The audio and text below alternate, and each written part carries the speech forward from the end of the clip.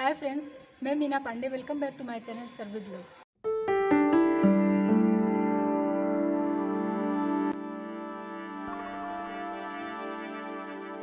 मेरा ये स्टफ परवल बन के तैयार हो गया। बहुत ही टेस्टी बना है फ्रेंड्स। आइए देख लेते हैं किस तरीके से मैंने बनाया है। तो उसके लिए सॉफ्ट वाला परवल होना बहुत ज़रूरी होता है। तो इसको एक तो पिलर से छील देते हैं। तो पिलर से अगर छील देंगे तो ऊपर का एक परत निकल जाता है। तो हमें ऊपर का परत नहीं निकालना है। तो ये चक्कू ले लिया, इसी से हल्का से ऐसे स्क्रैच कर देंगे। तो इससे क्या होगा कि जो पतला सा लेयर निकलेगा ना, ये लेयर निकल जाएगा। तो इससे क्या होगा, जब स्टफ़ करके परवल बनाएंगे ना, तो परवल हमारा क्रंची रहेगा। ऊपर से क्रंची रहेगा, अंदर मसाले भरे रहेंगे, तो खाने में बहुत ही टेस्टी होगा। ये देखिए हल्का सा स्क्रैच कर दिया है, ज़्यादा कुछ नहीं किया है। इसी तरीके का हमें लेना है और ऊपर नीचे का ये दोनों टेल ऐसे काट देंगे और इसी तरीके से इसको परवल को स्क्रैच करके पानी से धो लेते हैं। ये परवल को मैंने धो के ले आ दिया है और देख रहे हैं ना, बहुत हल्का हल्का सा स्क्रैच किया है, छिलका उतारा नहीं। अगर पील करके उतार देंगे ना तो वो एकदम सॉफ्ट हो जाएगा, तो खाने में मज़ा नहीं आएगा। ये कट लगा देंगे और इसके अंदर जो बीज है ना, वो बीज हमें निकाल देना है, क्योंकि इसमें हमें जगह बनानी है ना। तो बीज को निकाल देंगे। और परवल हमारा बहुत ही सॉफ्ट है, मतलब कि इसमें जो बीज होता है ना, वो बीज हार्ड नहीं हुआ है। तो ये देखिए इस तरीके से हम बीज का निकाल देंगे। तो इसको बाद में जब भरावन इसका तैयार करेंगे स्टफिंग ना, उसमें यूज़ कर लेंगे। अगर आपका परवल हार्ड है तो उसमें जो बीज होता है ना, तो बीज निकाल के फिर यूज़ करिएगा, नहीं तो वो परवल का बीज जब मुंह में कट कट आता है ना, तो अच्छा नहीं लगता है। ये देखिए स्टफिंग के लिए इतना जगह इसमें मिल गया है। इसी तरीके से इसको मैं खाली कर लेती हूँ। एक मैं और काट के दिखाती हूँ। और जो इसके अंदर का बीज निकल रहा है ना फ्रेंड्स, इसको मैं फेंकूंगी नहीं, उसको भी हम यूज़ कर लेंगे। जैसे करेला में भी देखिए, तो हम बीज वगैरह हटा देते हैं अगर जो हार्ड है, बाकी उसका जो गूदा होता है उसको हम यूज़ कर लेते हैं। तो उसी तरीके से इसको भी हम यूज़ कर लेंगे। ये देखिए इसका हम ऐसे निकाल दे रहे हैं, अंदर का जो भी मटेरियल है ना, सब हम ऐसे काट के निकाल देंगे, तभी तो इसमें जगह बनेगा स्टफ़ करने के लिए। चाहिए तो स्पून से निकाल दीजिए या इस तरीके से स्क्रैच कर देंगे अंदर ना, तो ये पूरा निकल जाता है। मैं निकाल के दिखाती हूँ आपको। ये मैंने सारे परवल में से ये बीज काट के निकाल दिया है, मतलब इस तरीके से इसमें होल बना दिया ताकि यहीं पे हम स्टफिंग करें इसको। ये तो निकल गया है। और इधर जो ये बीज निकला है ना, ये बीज को भी मैं यूज़ कर लूँगी। तो बीज को यूज़ करने के लिए, जैसे ये एक दो हमारे ये पीले भी हो गए थे, उससे फ़र्क नहीं पड़ता है। फ़र्क सिर्फ इतना पड़ता है कि जो इसका बीज होता है ना, ये बीज हार्ड होता है, तो ये बीज को हमें हटा लेना है। नहीं तो स्टफिंग में बीच में आएगा ना खाने में, तो वो अच्छा नहीं लगेगा। तो जो हार्ड बीज हैं उसको हटा देने हैं। इसीलिए सॉफ्ट अगर लेंगे परवल ना, तो बीज नहीं रहता है, हार्ड वाला पीस नहीं रहता है। ये हार्ड वाला पीस जो इसको हटा देती हूँ। अभी ये जो ले लिया ना, इसको हमें बारीक बारीक काट लेना है, क्योंकि स्टफिंग में यूज़ करूँगी ना, तो ऐसे पीसेज में रहेंगे तो सही नहीं है। तो इसको हमें बारीक बारीक काट लेना है। इसको स्टफिंग में यूज़ कर लूँगी मैं। स्टफिंग बनाने के लिए एक मसाला तैयार करना है, उसके लिए मैंने मिक्सी जार ले लिया है। इसी मिक्सी जार में एक मैंने प्याज काट लिया है, ऐसे मोटे मोटे से, इसको डाल देती हूँ। 4-5 पीस लहसुन ले लिया है, एक पीस अदरक का ले लिया, इसको भी डाल देती हूँ। 2-3 हरी मिर्ची डाल रही हूँ काट के। आप अपने अकॉर्डिंग इसको तीखा कर सकते हैं, कितनी मिर्ची आपको डालना है। 1 टेबल स्पून धनिया डाल रही हूँ, 1 टीस्पून जीरा डाल देती हूँ, 5-7 पीस में ब्लैक पेपर डाल रही हूँ। आप अपने अकॉर्डिंग कम ज़्यादा कर सकते हो। मैं इसी मिक्सी जार में डाल देती हूँ। 1 से 2 टेबल स्पून पानी डाल देती हूँ ताकि ये अच्छे तरीके से पेस्ट बन जाए। इसको ग्राइंड कर लेती हूँ। ये मसाला ग्राइंड हो गया है। मैं 1 टेबल स्पून ऑयल डाल रही हूँ, 1/4 टीस्पून जीरा डाल रही हूँ। जीरा चिटक गया है। एक बड़ा सा मैंने प्याज काट लिया है। अगर छोटे छोटे काट रहे हैं तो 2 प्याज काटिएगा, क्योंकि प्याज का टेस्ट बहुत अच्छा लगता है। प्याज को लगातार चला रही हूँ और देखिए ये हल्का हल्का ब्राउन हो रहा है। बहुत ज़्यादा ब्राउन नहीं करना है, बस इतना ही ब्राउन में होना चाहिए।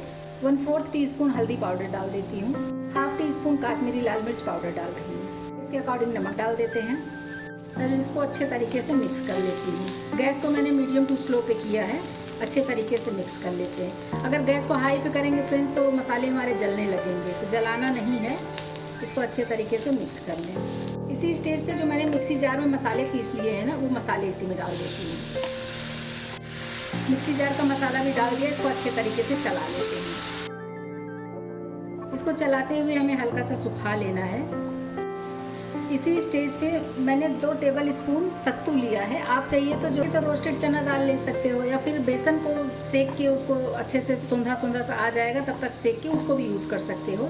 तो चने का ही सत्तू भी होता है, जो रोस्टेड चना दाल होता है ना, उसी को अगर हम मिक्सी जार में डाल के पीस लें तो वो हमारा सत्तू भी बन के तैयार हो जाता है। और देखिए सत्तू डालते ही पूरा पानी भी सोख लिया ना, और साइड साइड से छुड़ाते रहेंगे क्योंकि जो सत्तू डाला है बेसिकली वो भी तो बेसन ही होता है ना, तो वो चिपकने लगता है। तो ऐसे चलाते रहेंगे तो ये सारा बेसन जो सत्तू डाला है वो भी छूट जाएगा और जलेगा भी नहीं। इसी पे थोड़ा सा कटा हुआ हरा धनिया डाल देती हूँ, इससे टेस्ट बहुत अच्छा आता है। अभी गैस को बंद कर देते हैं और ये हरा धनिया भी मिक्स कर देते हैं। जब ये ठंडा हो जाएगा तो ये और ड्राई हो जाएगा, तो इसलिए हमें इससे ज़्यादा ड्राई करने की ज़रूरत नहीं है। अभी इसको साइड में रख देती हूँ, ठंडा होने देती हूँ। और मसालों में से बहुत अच्छी खुशबू आ रही है फ्रेंड्स। अगर इस तरीके से बना लेंगे ना तो जो हम परवल की दूसरी रेसिपी बनाते हैं ना, उसको छोड़ के यही बनाना शुरू कर देंगे। तो एक बार ज़रूर इस तरीके से बना के ट्राई करिएगा, सबको बहुत पसंद आएगा। मसाले मैंने पैन से निकाल के इधर प्लेट में ट्रांसफ़र कर दिया था और ऐसे चला चला के ना मैंने ठंडा भी कर लिया है। फ्रेंड्स, जो ये मसाला तैयार हुआ है ना, आप चाहिए तो इस मसाले को पराठे में भर के बना सकते हो। बहुत ही टेस्टी मसाला बना है ये, तो इसका पराठा बना सकते हो या ऐसे ही खा सकते हो सब्जी के तौर पे। बहुत ही टेस्टी बना है। इधर जो मैंने परवल काट के ले लिया है, ये देखिए जैसे नॉर्मली कोई भी स्टफ सब्जी बनाते हैं, बैंगन करेला, उसी तरीके से इसको स्टफ़ करना। क्योंकि करेले के अंदर से जब बीज हम निकाल देते हैं ना तो उसमें काफ़ी स्पेस हो जाता है, तो बाद में ये जो मसाले इसमें रहेंगे तो खाने में अच्छा लगेगा। तो इसलिए जितना हो सके उतना आप ऐसे भर दीजिए। ऐसे बाहर भी दिखता रहेगा तो कोई फ़र्क नहीं पड़ता है, लेकिन खाने में बहुत ही टेस्टी होगा। इसी तरीके से मैं स्टफ़ कर लेती हूँ। एक मैं और दिखाती हूँ, ये देखिए, तो बस इसी में इसको हमें स्टफ़ कर देना है। कम ज़्यादा आप अपने अकॉर्डिंग कर सकते हो, लेकिन जो स्टफ़ किए रहेंगे मसाले भी बहुत टेस्टी बने हैं और स्टफिंग ऐसे ज़्यादा डली रहेगी तो खाने में भी अच्छा लगेगा, देखने में भी अच्छा लगेगा। ये देखिए, बस इसी तरीके से स्टफ़ कर देती हूँ। ये सारे परवल मैंने इस तरीके से स्टफ़ कर लिया है। आइए इसको बना लेते हैं।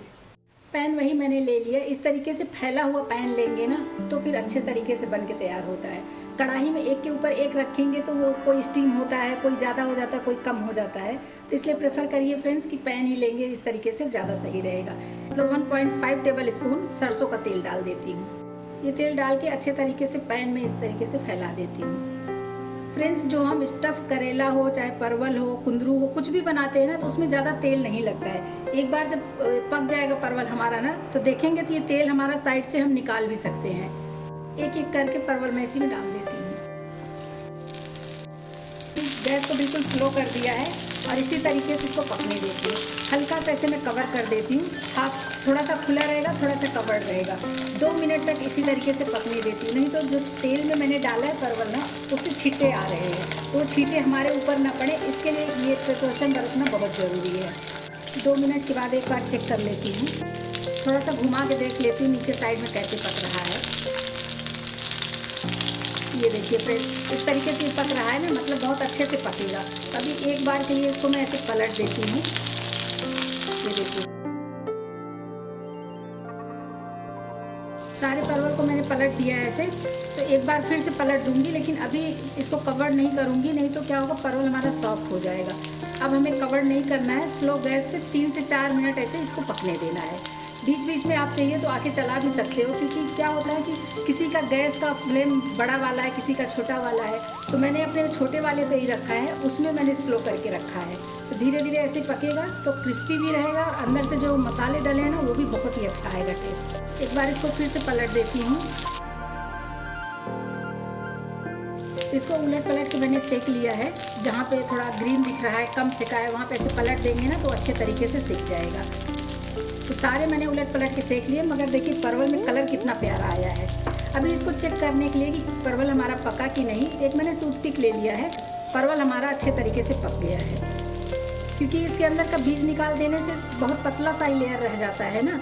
तो ये देखिए, कोई भी ऐसे देख लीजिए तो पक चुका है। और अगर मैं आपको साइड करके तेल दिखाऊँ ना तो इसमें तेल बचा हुआ है, तो ये तेल हम दूसरी बार यूज़ कर सकते हैं। देख रहे हैं कि 1 टेबल स्पून के जितना ये तेल बचा हुआ है। अभी तेल ऊपर से और नीचे खिसक के आ रहा है, तो ये तेल हम छान के रख लेंगे, किसी दूसरी सब्जी में हम इसको यूज़ कर सकते हैं। कई बार नहीं यूज़ करना चाहिए, मगर एक बार तो यूज़ कर सकते हैं। जैसे इस सब्जी से निकला हुआ तेल हम दूसरे सब्जी में यूज़ कर सकते हैं, लेकिन यही तेल हम अगर 2-4 दिन रखे हैं उसके बाद यूज़ करें तो वो हेल्थ के लिए अच्छा नहीं होता। परवल तो हमारा बन के तैयार हो गया है, बहुत ही टेस्टी बना है फ्रेंड्स। तो मैं ये परवल की सब्ज़ी ज्वार की रोटी के साथ सर्व करूँगी।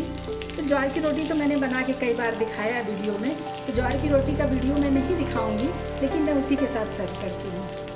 तो परवल हमारा बन के तैयार हो गया, गैस को बंद कर देती हूँ, परवल खाने के लिए सर्व कर देती हूँ। फ्रेंड्स, मेरा ये परवल स्टफ बन के तैयार हो गया, साथ में मैंने ज्वार की रोटी के साथ सर्व किया है। बहुत ही टेस्टी लगेगा फ्रेंड्स, एक बार ज़रूर बना के ट्राई करिएगा, खा के मज़ा आ जाएगा। आप लोग भी बनाइए। अगर आपको मेरा तरीका पसंद आया हो तो लाइक और कमेंट्स करना बिल्कुल भी मत भूलना फ्रेंड्स। लास्ट तक मेरी वीडियो देखने के लिए थैंक यू।